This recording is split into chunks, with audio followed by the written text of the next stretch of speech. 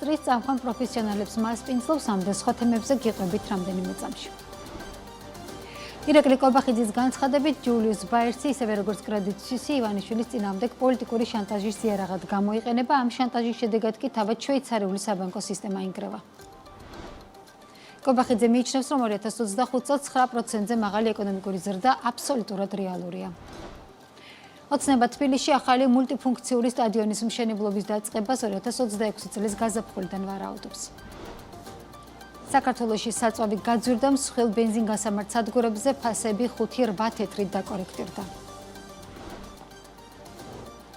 მოგესალმებით, ეს BMG რეგიონის წამყვანი ბიზნეს მედია სააგენტოს საქმიან ამბებს ნინო ტაბეტაძე წარმოგიდგენთ. ამ წუთებში წინანდალში თბილღვინოს პარტნიორთა ყოველწლიური კონფერენცია იმართება, რომელსაც წელს ღვინის ინდუსტრიის წამყვანი პროფესიონალები მსოფლიოს 10-ზე მეტი ქვეყნიდან სტუმრობენ, მათ შორის დიდი ბრიტანეთიდან, კანადიდან, საფრანგეთიდან, პოლონეთიდან თუ ახალი ზელანდიიდან. კონფერენციის ფარგლებში თბილღვინო პარტნიორებს ახალ პრემიუმ ხაზის ღვინოებს წარუდგენს, რა გეგმები აქვს კომპანიას, როგორ იქნება თბილღვინოს გლობალური პოზიციონირება. თბილღვინოს აღმასრულებელ დირექტორთან ზურაბ მარგველაშვილთან ერთად ვისაუბრებთ ამ თემებზე, რომელიც წინანდალ გვერდდება. ბატონო ზურაბ, მოგესალმებით.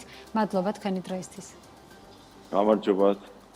ბატონო ზურაბ, დავიწყოთ პირველ რიგში ალბათ ყველა კომპანიისთვის წლის დასაწყისში მნიშვნელოვანია პარტნიორების ინფორმირებაც და ალბათ უკავშირიც, რაც კომპანიას სწორად განვითარებაშიც ეხმარება. როგორი განწყობა აქვთ დღეს თქვენ სტუმრებს, ღვინის პროფესიონალებს, რა განწყობით ჩამოვიდნენ ისინი საქართველოში? მინდა გითხრათ, რომ ჩვენ დიდი ხანია გქონდა ეს განზრახვა, რომ ჩვენი მოგეხსენებათ, რომ ჩვენ 25 ქვეყანაზე მეტში ვახდენთ ქართული ღვინის ექსპორტს და გვინდოდა, რომ ჩვენი პარტნიორები დროდადრო, ასე ვთქვათ, საქართველოს ჩამოგვეყვანა და წელს მეორედ ვატარებთ თბილღვინოს პარტნიორთა კონფერენციას. შესაბამისად, ამ პარტნიორთა კონფერენციას აქვს თავისი კონკრეტული მიზნები და ჩვენ ვაცნობთ ჩვენს პარტნიორებს 2024 წლის განმავლობაში თუ ჩვენ რა ასე ვთქვათ სამუშაო შევასრულეთ, რა მიზნები გვაქვს 2025 წელს. ისევე როგორც ჩვენ შევქმნით ასე ვთქვათ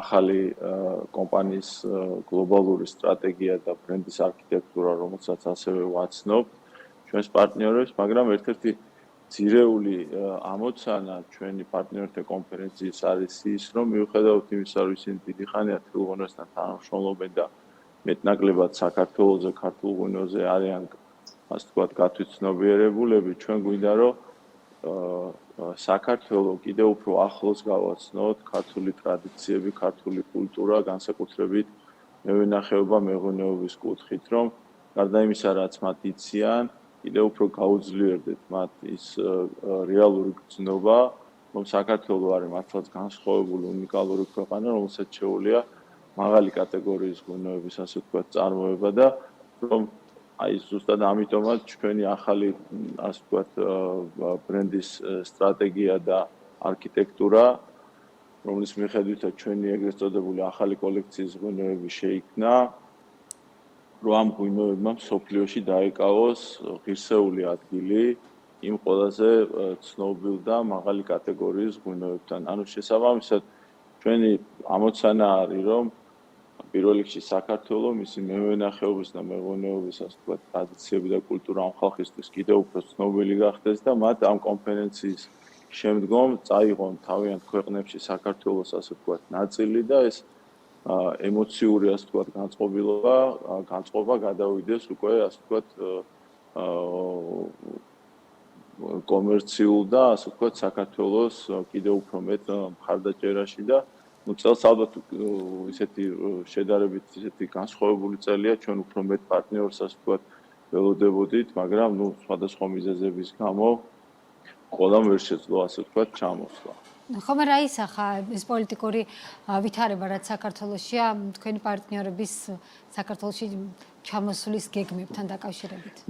ნაწილმა ამ მიზეზით, ასე ვთქვათ, თავი შეიკავა წელს, თუმცა იმედი გვაქვს, რომ მომავალ წელს კიდევ უფრო მეტ პარტნიორს, ასე ვთქვათ, ჩამოვიყვან და კიდევ მეტ პარტნიორს გავხდით, ასე ვთქვათ, საქართველოს კიდევ უფრო მეტ მხარდამჭერ და გულშემატკივარ რომ ესენი არიან დიდი კომპანიები, ესენი არიან საერთაშორისო კომპანიები, რომლებიც სოფლიოს სხვადასხვა ქვეყნის წამყვან და ძლიერ ღვინოებს ყიდიან და კიდევ ერთხელ ვიმეორებ, რომ აი ჩვენი მიზანია, რომ საქართველოს ქართული მეღვინეობა და მევენახეობა მათთვის კიდევ უფრო მნიშვნელოვანი და პრიორიტეტული გახდეს. ბატონ ზურაბ, დღეს თქვენს ახსენებთ ერთ-ერთი უმთავრესი სიახლე, რაც თბილღვინოს აქვს, ეს არის, რომ ახალი პრემიუმ ხაზის ღვინოები წარადგინეთ. პირველ რიგში, როგორი შეფასება დაიმსახურა ამ ახალმა პროდუქციამ და თქვენი გეგმებიც როგორია ამ კუთხით, შედარებით მაღალფასიან სეგმენტზე აპირებთ სამომავლოთაც ფოკუსირებას თუ დივერსიფიცირებული იქნება თქვენი პორტფელი? კი ბატონო, ну, ზოგ ჩვენ პარტნიორს უკვე გასინჯული აქვს ეს ღვინო და ну, ეხლა კიდევ ერთხელ მოხდა ამ ჩვენი ახალი კოლექციის, რომელიც არის ჩვენი თბილღვინოს ვენახებიდან წარმოებული ღვინოების, ასე ვთქვათ, წარდგენა, რომელიც არის შემჭიდროვებული სულ 8 ღვინისგან შედგება, სადაც ძირითადად საფერავის ყურძნის ჯიშზე და ქვევრის მევენახეობაზე არის, ასე ვთქვათ, აქცენტი გაკეთებული და ეს არის, ასე ვთქვათ, იმ მაღალი კატეგორიის ღვინოების ტოლი, რომელიც დღეს მსოფლიოში ყველაზე მოთხოვნადი და ყველაზე, ვთქვათ, სასურველია და შეფასებები არის მნიშვნელოვნად დადებითი. ჩვენ აი ცოტა ხნის წინ ქონდა ეგრეთ წოდებული ვერტიკალური დეგუსტაცია ჩვენი აი ამ 8 ღვინიდან 2-ის, რომლის ასე ვთქვათ, რამოდენიმე მოსავლის ღვინოების, ასე ვთქვათ, გასინჯვა იყო. დღის ბოლოს გვაქვს თბილღვინოს ახალი კოლექციის ღვინოების დეგუსტაცია, რომელიც შეგვიძლია პირდაპირ ვთქვათ, რომ ეს არის სოფლიო დონის ღვინოები და მათი შედარება მოხდება საფრანგეთის, იტალიის, ახალი ზელანდიის და ამერიკის ყველაზე, ასე ვთქვათ, ცნობილ და შემდგარ და დაფუძნებულ კომპანიის ღვინოებთან, რაც ასევე კიდევ ერთხელ ხაზს უსვამს, რომ საქართველოს შეუძლია და უკვე აწარმოებს მსოფლიო დონის ღვინოებს. დიახ, და როგორც თქვენ აღნიშნეთ, გაქვთ ეს სწორება იმაზე, რომ უფრო მაღალი ხარისხის, მაღალი საფასო სეგმენტის ღვინოები იყოს წარმოებული. ამ საფასო სეგმენტში რამდენად თქვათ კომფორტული იქნება თქვენი პოზიციონირება და როგორ შეიძლება რომ თქვათ მივაჩვიოთ მომხმარებელი იმას, რომ ქართული ღვინო სწორედ ასოცირდებოდეს იმასთან, რომ ეს არის ძალიან მაღალი ხარისხის ღვინო და თქვათ იგივე თქვათ საფრანგეთის ან სხვა ქვეყნების გვერდით მოიპოვოს მართლაც ღირსეული ადგილი. ну ამის, ასე ვთქვათ, კომუნიცირება, ანუ ურთიერთობა, კომუნიკაცია, გასინჯვა, დეგუსტაცია, შედარება ყველაზე, ვთქვათ, მოთხოვნად და მაღალი რეპუტაციის და კლასის სოფლიო ღვინოებთან, ანუ ეს არის ის, რითაც ჩვენ მათ შორის ამ კონფერენციის ფარგლებში ვართ დაკავებული და ეს არის, ასე ვთქვათ, ერთ-ერთი ყველაზე საუკეთესო გზა იმისა, რომ ჩვენ უბრალოდ კი არ ვილაპარაკოთ, რომ ჩვენი ღვინო კარგია, არამედ პროფესიონალებმა გასინჯონ და შეადარონ სოფლიოს ყველაზე მაღალი კატეგორიის ღვინოებთან ქართული ღვინოები და თავად დარწმუნდონ და იწამონ, რომ ეს არის, ასე ვთქვათ, მომავალი და გარდაუვალია, რომ საქართველოს იქნება მაღალი კატეგორიის ღვინის წარმოებელი ქვეყანა. დიახ, და ბოლოს მინდა ბატონ ზურაბ ვკითხოთ, 2022 წელს თბილღვინო მოარითქვა რუსეთში ექსპორტზე, რამდენად მოხერხდა რომ სრულად ეს დანაკლისი შეგევსოთ სხვა ბაზრებით და წელს რომელ ბაზრებზე იქნებით ფოკუსირებულები? ну, ჩვენთვის მნიშვნელოვანია, რომ არსებულ ბაზრებზე ჩვენ პოზიციები შევინარჩუნოთ, იმიტომ რომ საკმაოდ გამოწვევები და სირთულეებით სავსე წლები იყო ბოლო წლები, განსაკუთრებით კოვიდის შემდგომი პერიოდი. ძალიან დიდი კონკურენცია არის მსოფლიოში, განსაკუთრებით დაბალფასიან ღვინოებში და საქართველოს როგორც ტერიტორიულად მცირე ქვეყანა, ასე ვთქვათ, არის უნიკალური და ეგრეთ წოდებული ნიშური და ამიტომაც ჩვენ უნდა შევეცადოთ, რომ ადგილი დავიკავოთ, შეიძლება გამეორება მიწევს, მაგრამ ადგილი დავიკავოთ იქ, სადაც მაღალი კატეგორიის და მნიშვნელოვანი და საინტერესო ღვინოები წარმოება. რაც შეეხება გეგმებს, ჩვენი გეგმებია, რომ წელს კიდევ უფრო გავძლიერდეთ ბრიტანეთში და ჩვენ ბრიტანელ პარტნიორთან ერთად წელს კონფერენციას ესწრება საკომუნიკაციო სააგენტო ბრიტანეთიდან, რომელიც არა მარტო თბილღვინოს, არამედ ზოგადად საქართველოს და ქართული მეღვინეობის, ასე ვთქვათ, ცნობადობის ამაღლებით არის დაკავებული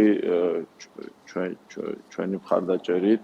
ეს უკვე ასე ვთქვათ მეორე წელია ხდება და 25 მესამე წელი იქნება.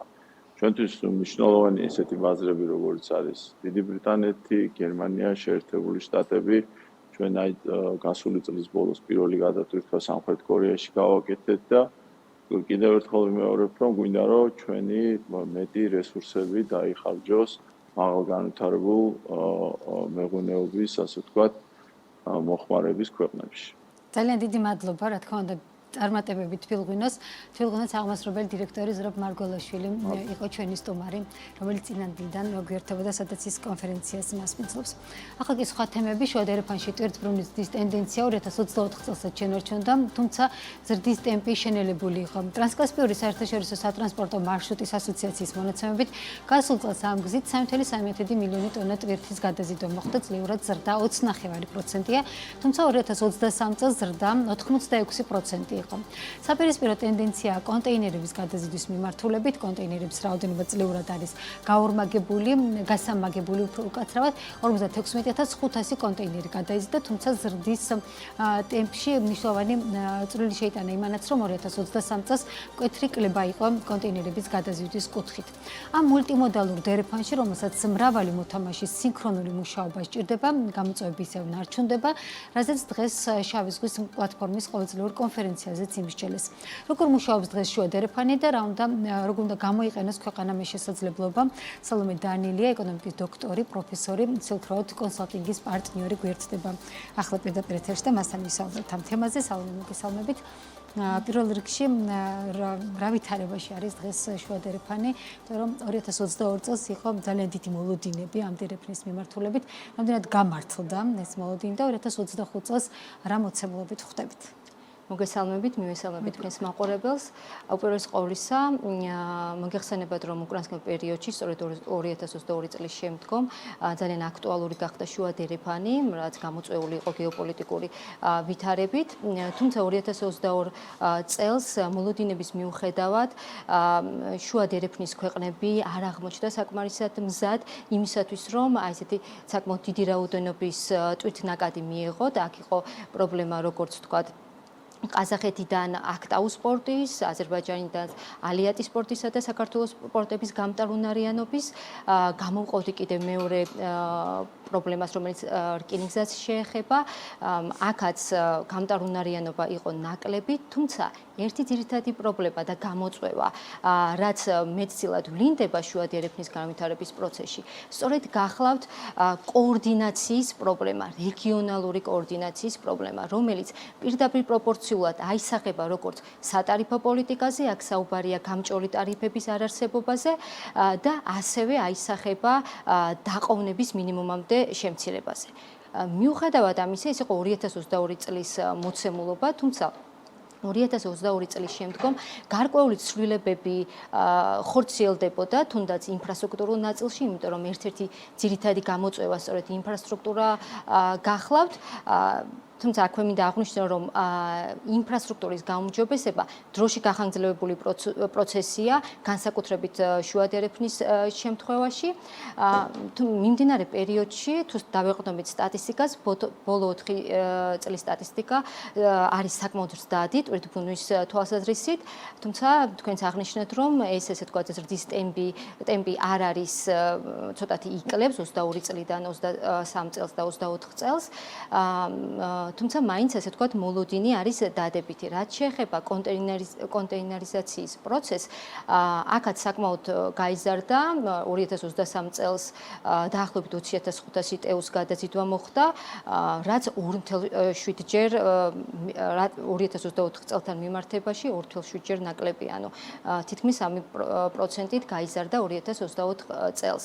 თუმცა ამის პარალელურად ცხადია გამოწვევები კვლავ რჩება და ამ გამოწვევებზე ვისაუბროთ. აი დღეს ძირითადად მთავარი გამოწვევები, რაც სახელდება ამ დერეფანში რა არის? ძირითადი გამოწვევები არის პირველი ინფრასტრუქტურა, რომელშიც ეს ფართო სპექტრია და შედის საპორტო, სარკინიგზო, ასევე სატერმინალო გამტარუნარიანობა.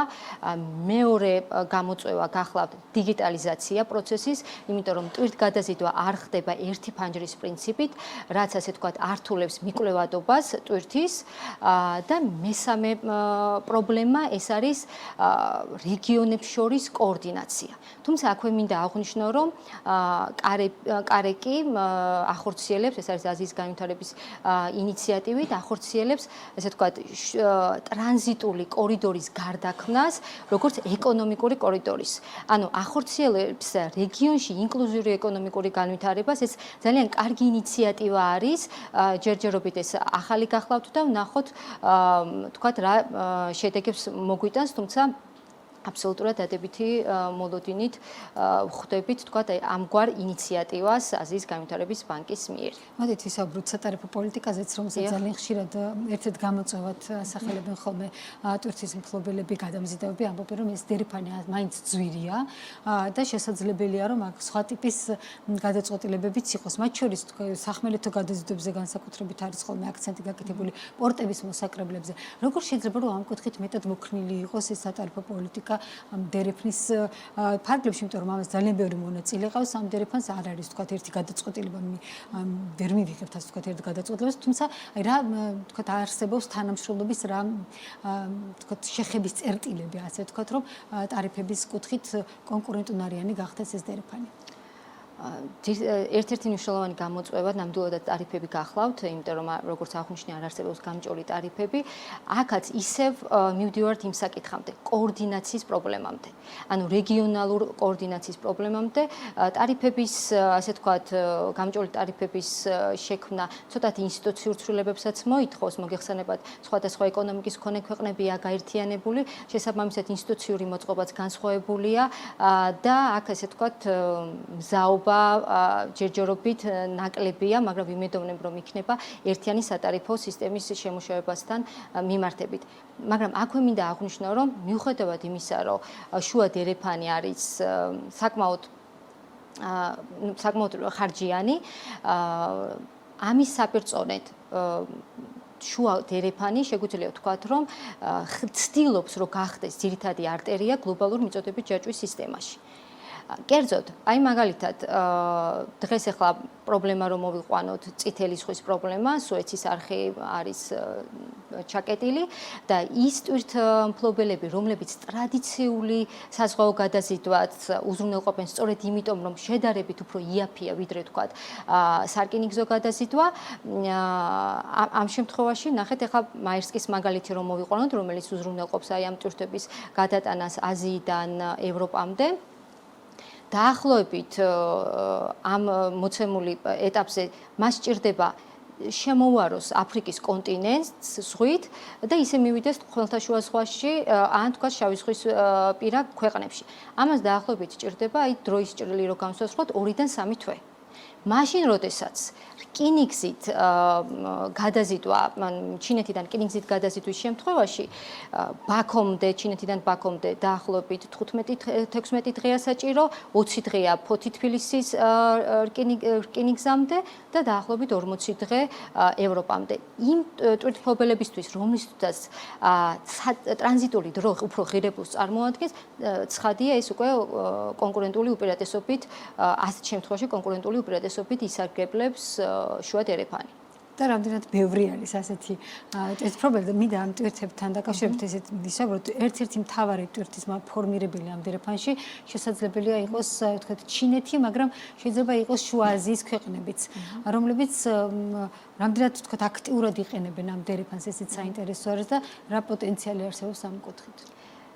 კეთილი, ან მიწოდების ჯაჭვის დივერსიფიკაცია სამწუხაროდ ჯერ ისეთი მაღალი ინტენსივობით არ ხდება, იმიტომ რომ თურქმენეთიდან, უზბეკეთიდან, ყაზახეთიდან კვლავ ევროპაში ტვირთი მიდის რუსეთის გავლით. ეს არის, ესე ვთქვათ, ერთ-ერთი მნიშვნელოვანი გამოწვევა. თუმცა, ესე ვთქვათ, ყაზახეთი ახლა თქვენ ისაუბრებთ იმაზე, რომ ჩინეთი არის ძირითადი, ესე ვთქვათ, პროდუქტის მწარმოებელი და მომხმარებელი შუა დერეფნის ნამდვილად ესე არის. შემდგომ უკვე ყაზახეთი მოდის, რომელიც ცენტრალური აზიაში აზიის პროდუქტების ექსპორტიორი არის და უკვე აზერბაიჯანი და საქართველო გახლავთ არა მარტო ტრანზიტული, არამედ შეგვიძლია თამამად ვთქვათ, რომ ექსპორტიორი ქვეყანა. მაგრამ კიდევ ერთხელ ამბობ, გამოწვევად კვლავ რჩება მიწოდების ჯაჭვის დივერსიფიკაცია, იმიტომ რომ საკმაოდ დიდი პროცენტულობა გადის კვლავ ჩრდილოეთის გზით. და ბოლოს მინდა გკითხოთ, რა შეიძლება რომ სწრაფი ნაბიჯები გადადგათ იმისათვის, რომ ეს დერეფანი მეტად, ვთქვათ, მიმზიდველი იყოს და მეტი ტვირთი წამოვიდეს აქეთ. ჩვენ ხედავთ, რომ შესაძლებელია, რომ ეს დერეფანი მართლაც იყოს ერთ-ერთი ალტერნატიული გზა, თუმცა თითქოს რაღაცა გადაწყვეტილებები აქ გვიანდება და აქტიურობა, თუნდაც იგივე ჩვენი სამთავრობო სტრუქტურების ან სხვა ქვეყნების ისეთი აქტიური თითქოს არ არის. ის სწრაფი ნაბიჯები, რომელიც შეიძლება გადაიდგას დერეფნის მონაწილე ქვეყნების მხრიდან რა არის? მოკლედ რომ მოგახსენოთ, ეს არის შესაბამისი სახელმწიფო სტრუქტურების თანამშრომლობა, როგორც ბენეფიციარებთან, ასევე სახელმწიფო კერძო სტრუქტურებთან, რკინიგზას და პორტს გულისხმობ. სხვა შემთხვევაში, ასე ვთქვათ, სწრაფი შედეგი ნამდვილად ვერ მიიღწევა, იმიტომ რომ მოგახსენეთ, რომ ინფრასტრუქტურული პროექტი დროში გახანძილებულად მიმდინარეობს, ხოლო მოკლევადიან პერიოდში შეგვიძლია უზრუნველყოფ დიგიტალიზაციის, სატარიფო გამოწვევები, აი ეს საკითხები შეგვიძლია მოკლევადიან პერიოდისათვის გავთვალოთ, თუ კი იქნება აქ სახელმწიფო შორისი კოორდინაცია შესაბამისი უწყებების. და თუ ხედავთ, რამდენად არის მძაობა, რომ თქვათ იგივე ინვესტიციები იყოს ამ მიმართულებით ჩადებული?